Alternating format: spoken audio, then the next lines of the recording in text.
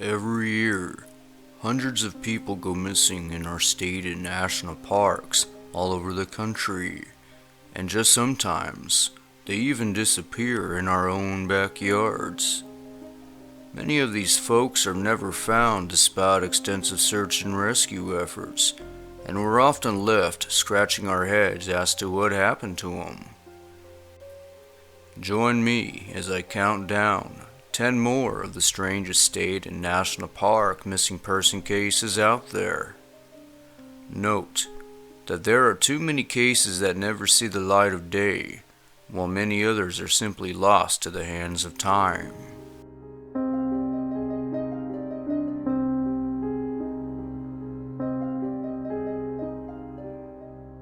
Number 10.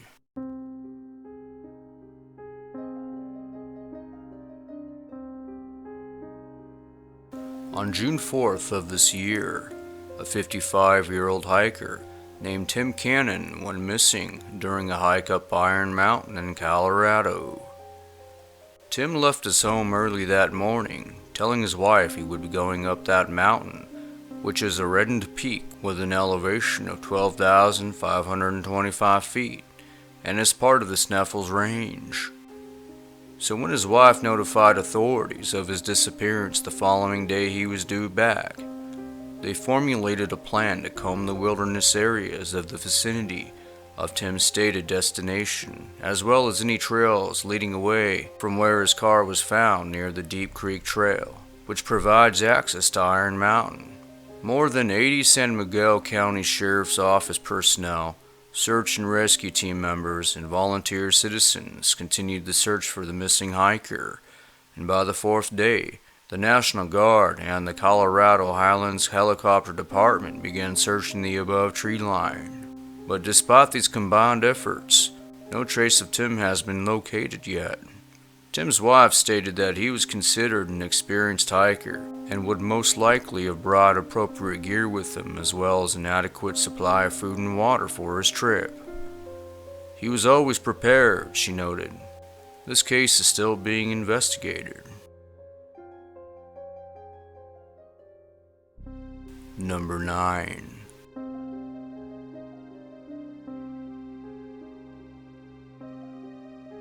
On October 10th of 1988, a 28-year-old forestry worker and U.S. Army vet went missing during his hike on Mount San Jacinto in California.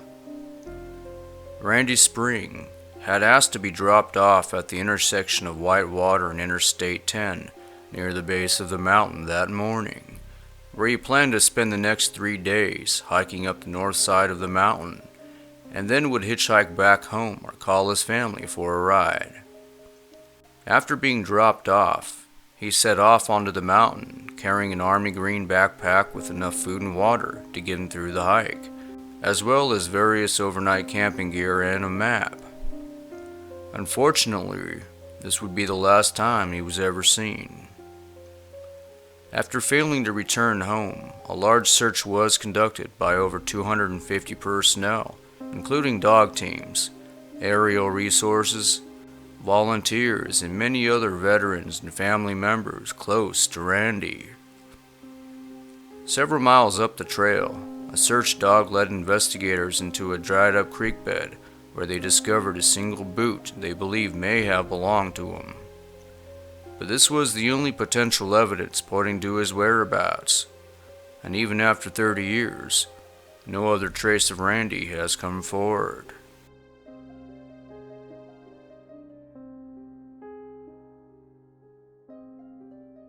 Number 8.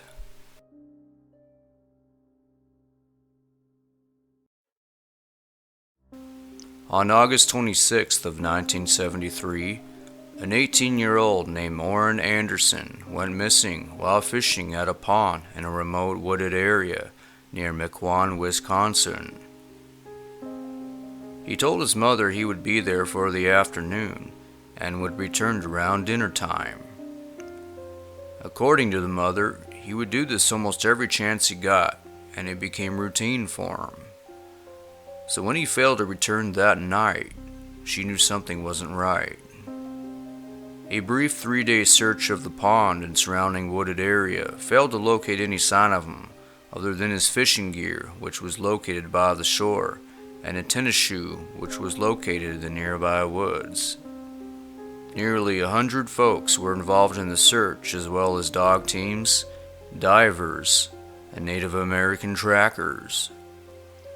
But despite these efforts, he was never heard from again, and few other details are available in his case.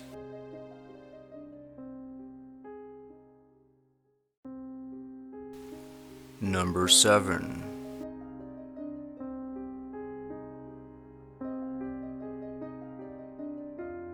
On December 19th of 2015, a 37-year-old named Alissa McCrann disappeared while on a short run inside the Multnomah Falls area of the Columbia River Gorge in Oregon. She was reported missing after failing to show up to work the following day. So when authorities were notified, they noted that her cell phone was last used around 10 a.m. on the morning she disappeared, near Cascade Avenue, just north of Tigard, and her car was found soon thereafter, parked at the Multnomah Falls parking lot, just a couple of days afterward with an expired permit. Over 100 searchers scoured 150 miles of trails in the gorge system, focusing on around Franklin Ridge, where they believe she may have ventured into. But nothing was ever found despite both ground and air resources. On December 24th, a massive storm kicked off the winter season and moved into the area, forcing the search to be suspended. To this day, Alissa remains missing.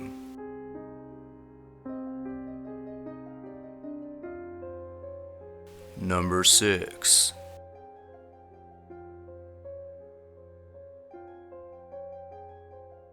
In June of this year, 31-year-old Casey Zippro disappeared while camping inside the Colonial Creek campground near Diablo Lake in the northern Cascades region. He and his longtime friend had checked into the campground at campsite number 3 the night before and had breakfast together the following morning. The two went out for a short hike and returned to camp around noon to eat and rest up. But at some point, the friend took a short nap in his hammock, and when he woke, Casey was nowhere to be seen. The friend assumed Casey had left briefly to use the restroom or grab something from his car, but when he searched both areas, there was no sign of him. The friend then contacted authorities soon thereafter, and an intense 5-day search ensued, involving more than 50 searchers, including the local sheriff's department, a canine crew, a personal helicopter, and 24 volunteers. On the third day, the National Park System joined the effort and located some of his belongings in a tree line surrounding the campground, but no other trace of Casey was found. This case continues to baffle many.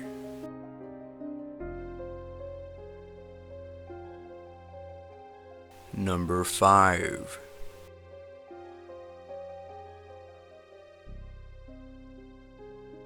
On February 19th of 1983, an experienced mountaineer and outdoorsman from Germany disappeared inside Rocky Mountains National Park in Colorado. 27-year-old Rudolph Motter had planned to meet a friend at Thunder Pass within the park to go skiing. When Rudolph failed to meet up at the specified location, the friend contacted authorities and a week-long search was initiated by park authorities and dozens of volunteers. Though searchers were able to confirm that Rudolph had been within miles of the meeting spot based on tracks they found, no other trace of him was located. While some believe he may have gotten lost, many others discounted this theory given the kind of experience Rudolph had in the outdoors. Rudolph had spent 4 years in the German Mountain Army Corps, conducted 2 successful expeditions to the Himalayas, and was also a seasoned forestry worker. If anyone knew how to safely navigate through those woods, he would have been the guy. But even after 30 years, his disappearance still baffles many.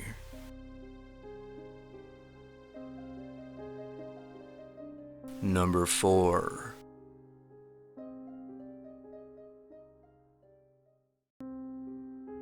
On October 7th of 2013, a 74-year-old hunter named Barry Zeldin left his Mays Landing home to check out a deer stand in the Warren Grove Recreation Area of New Jersey.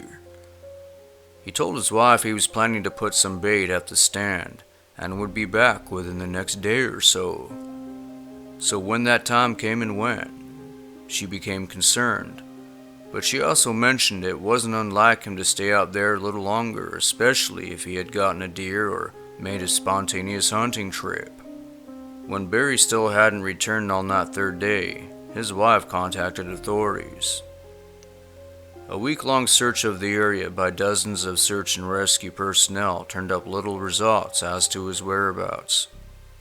His truck was located near an unmarked trail that eventually led to the deer stand where searchers believe he may have visited, but no other trace of Barry was found.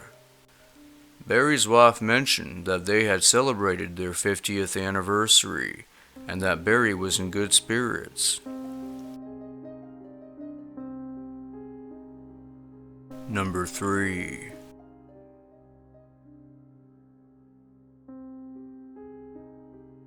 On April 12th of 1976, a 19-year-old named Steve Thomas disappeared near Mount Marcy inside the Adirondack region of New York.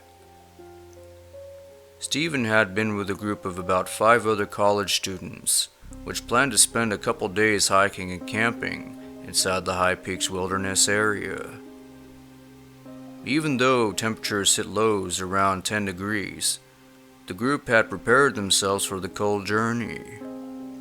On the afternoon of the second day, the group climbed to the lower plateau lean-to region before heading to upper plateau, and from there they could see the summit about a mile away.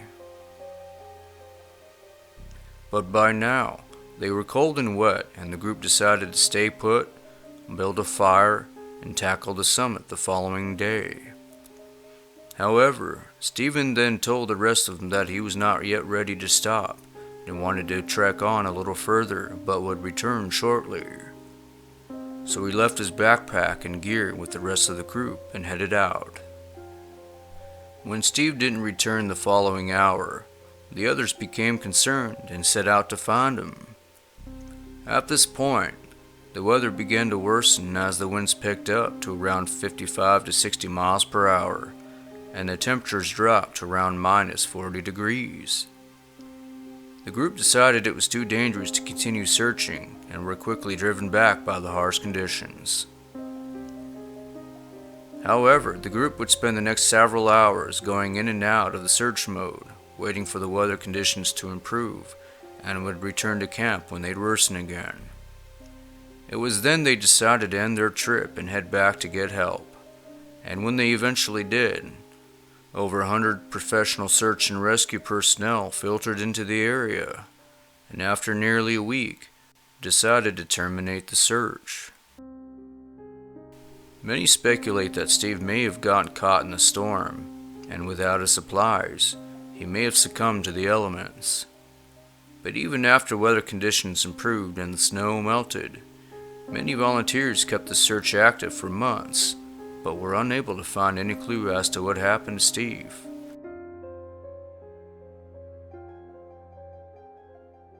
Number 2.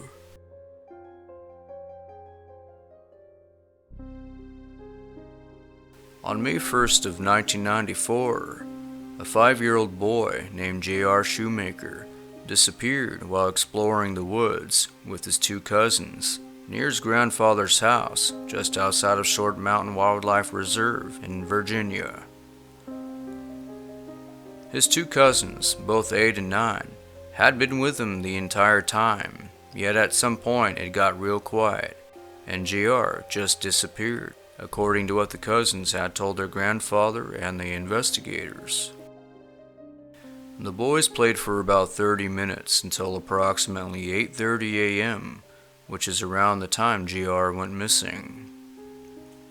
After a brief search by the grandfather and the two cousins, authorities were called in and search teams began looking within the hour, focusing their efforts on a 4-square-mile area around the trailer, believing that the boy lacked the endurance to get any further than that. The search for JR lasted 5 days in the rainy weather and with temperatures in the 30s before being called off on Thursday on the evening of May 5th. Over the next 5 months, National Guard and Army Reserve units used weekend training time to search for the boy. In addition, the FBI was eventually called in.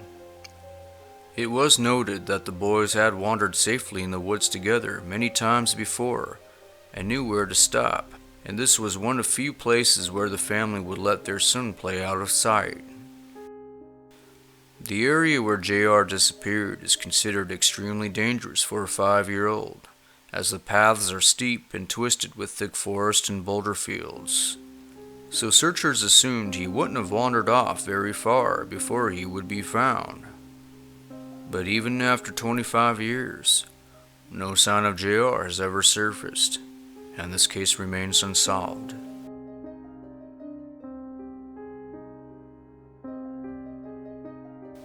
Number 1.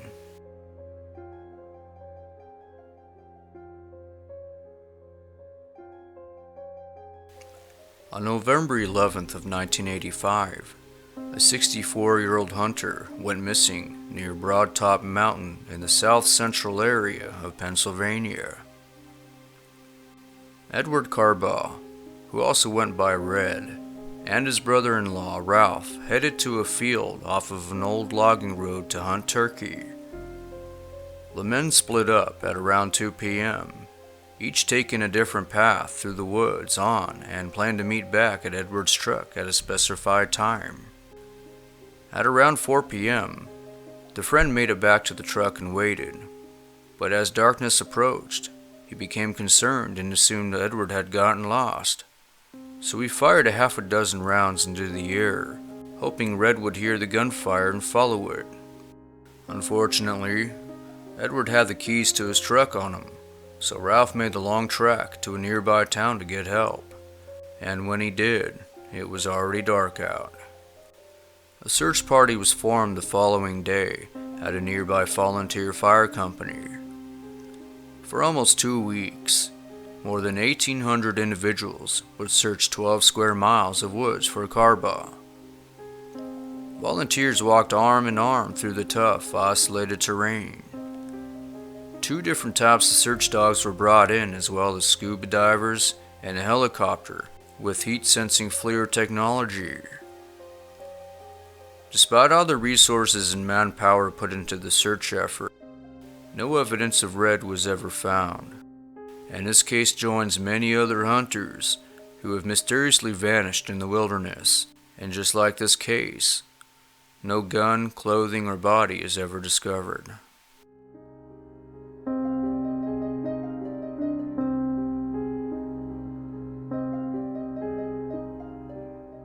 And there you have it.